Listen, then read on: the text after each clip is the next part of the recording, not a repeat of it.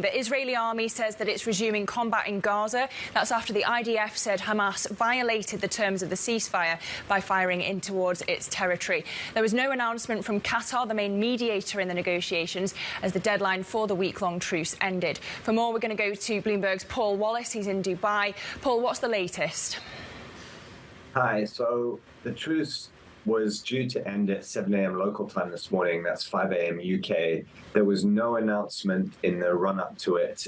The two sides had extended the truce a couple of times beforehand, always at the last minute, but not this time.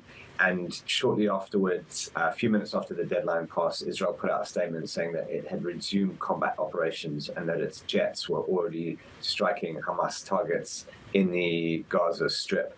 This was not totally unexpected. Israel and Prime Minister Benjamin Netanyahu have been very, very consistent that the war would resume. They said that ceasefire would never be permanent, and that it was nothing more than a tactical pause to try to get more hostages held by Hamas released from Gaza. Nonetheless, there were plenty of countries and world leaders, including the US, that were hoping that this truce would hold at least for a bit longer.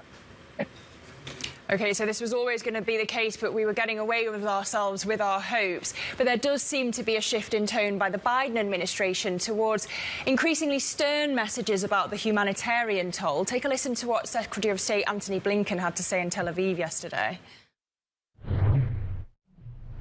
I made clear that before Israel resumes major military operations, it must put in place humanitarian civilian protection plans that minimize further casualties of innocent Palestinians. That means taking more effective steps to protect the lives of civilians, including by clearly and precisely designating areas and places in southern and central Gaza where they can be safe and out of the line of fire.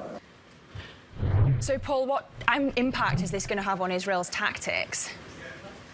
Well, on the face of it, there wasn't much of a change in stance from the US based on Blinken's comments yesterday, but there's definitely a shift in tone. It's pretty clear that the US is getting more and more frustrated at the extent of the civilian deaths in the Gaza Strip. The health ministry in the Hamas-run enclave is saying that more than 15,000 people have died there since the war began on October the 7th. Interestingly, Blinken also alluded to Israel moving troops from the north of the Gaza Strip, where they're mostly concentrated at the moment, to the south. And that's something I think that the US is concerned about, certainly based on Blinken's comments yesterday. So I think we can say that behind the scenes, the US is increasing pressure on Israel to rein in some of its operations and certainly to do even more to stop civilians being harmed.